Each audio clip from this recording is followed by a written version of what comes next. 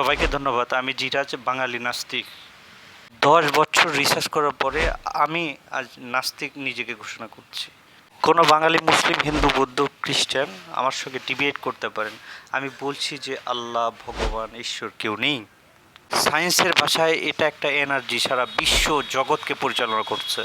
সমস্ত ধর্মের thing of thought একে অন্যের বিপরীতে রয়েছে। এই পৃথিবীতে নাস্তিকদেরও মত প্রকাশের স্বাধীনতা দিতে হবে। সমস্ত ধর্মের মানুষদের বলছি, মরার পরে কি হবে আপনারা কি করে জানেন? আপনারা কেউ দেখেছেন? মাস পূজা অর্চনায় কি করে আপনি ঈশ্বরের প্রাপ্তি পাবেন? সমস্ত ধর্মে তো ঈশ্বরের মূল বাণী হচ্ছে যে ন্যায় বিচার এবং সবার সাথে ন্যায় সঙ্গত আচরণ করা। এই সমাজে বিদ্যমান নেই। আমি মনে প্রাণে বিশ্বাস করি ঈশ্বর যদি খুবই ঈশ্বরী হয়ে থাকেন, তার গুণাবলী হবে যে ভালো মন্দর বিচার সুনিশ্চিত। পূজা অর্চনা নামাজ কতটুকু পড়লেন সেটার উপর বিচার নির্ধারণ কখনোই হতে পারে না। এটা একটি সূক্ষ্ম দৃষ্টিকোণ থেকে আমি বলতে পারি। সমস্ত ধর্মই বলে নামাজ বা পূজা অর্চনায় সমস্ত কিছু চাবিকাঠি। এখানে আমার প্রশ্ন, বাবা বলে সবসময় পূজা অর্চনা করতে থাকলেন তার বাবার, কিন্তু তার যেই কথাগুলি সেটা শুনলেন না, সেক্ষেত্রে আপনার সঙ্গে বাবার ব্যবহার কী হবে? লজিক্যালভাবে চিন্তা করলে আমরা বুঝতে পারি, বাবা বলো চিৎকার করলেও কিংবা সম্মান প্রদর্শন করলেও যদি বাবার কথাগুলি না শুনি, সেক্ষেত্রে বাবা কখনোই আমার প্রতি দয়া দেখাবেন না। 1400 বছর আগে আমরা যারা আল্লাহ নবী বলছি, তিনি একজন ক্ষমতাধর ব্যক্তিত্ব ছিলেন, আর তিনি তার নিজের মতো করে সমস্ত কিছু লিখেছেন। আল্লাহ, ঈশ্বর, ভগবান কেউ নেই দুনিয়াতে।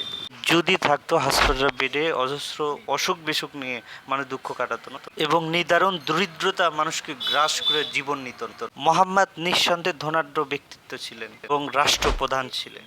তিনি জ্ঞানে গরিমাও পরিপূর্ণ ছিলেন, নিঃসন্দেহে মানুষ ছিলেন, নিঃসন্দেহে। হাদিস এবং কোরআনের গল্প রয়েছে, নিঃসন্দেহে অনেক শিক্ষা আমাদের জন্য রয়েছে, কিন্তু এটাই যে চূড়ান্ত জীবন বিধান এটা আমি মানতে পারছি না। এবং আমি মানি নামাজ পূজা অর্চনায় মানুষের প্রাপ্তি হবে না, ভালো কর্মের উপর ভিত্তি করে তার প্রাপ্তি হবে এবং স্বর্গ এবং নরকের ব্যবস্থা হবে যদি সত্য ঈশ্বর থেকে থাকেন। দুর্ভাগ্য হলেও সত্য যে পর্যন্ত সায়েন্টিফিকলি এবং পৃথিবীতে ঈশ্বরের প্রমাণ কেউ দিতে পারেনি, কিন্তু এনার্জির প্রমাণ রয়েছে। এনার্জিকেই ঈশ্বর বলতে পারেন, যে কোনো ভাষায় আপনি অভিহিত করতে পারেন। একটা অদৃশ্য এনার্জি সারা পৃথিবীকে পরিচালনা করছে, এটা নিঃসন্দেহে সায়েন্টিফিকলি প্রমাণিত। আমি নাস্তিক, আমার ভাষা সমস্ত ধর্মে যে প্রধান পুরুষরা রয়েছে তার নিজস্ব ক্ষমতা বলে তার যে গল্প রয়েছে সেটা রচনা করে, সেই গল্প একে অন্যের পরিপূরক। সবাইকে ধন্যবাদ।